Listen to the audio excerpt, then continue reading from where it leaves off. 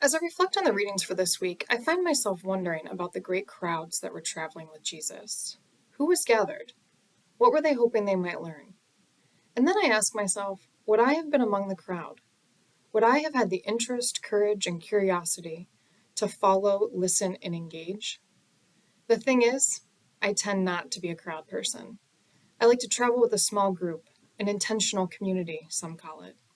And while it is not my preference to be a crowd person, I do believe that is exactly who God has called me to be. As a woman religious, educator, social worker, and justice seeker, I find that I am my best self when I'm among others. My family, my sisters, my colleagues, my neighbors, and the list goes on and on. In this week's gospel, Jesus gets right to the point when he turns and addresses those gathered about what it means to be a disciple.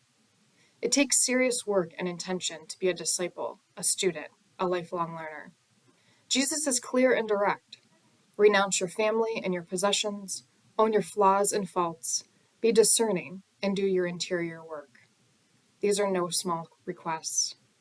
And so the question is, how do we respond? Do we trust the God who has rescued us in every age, as the psalmist reminds us?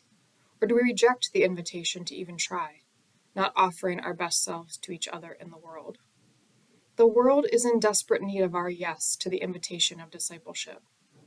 Can we trust and persist in doing the little bit that is called of us, the bit that is entrusted to us? Can we trust the crowd, the community we are called to share this common call with? In my experience, the blessings of risking, trusting, and fully engaging in community by far outweigh the challenges. Yes, it takes time, deep listening, and an open heart. But I have come to trust the crowd traveling with me.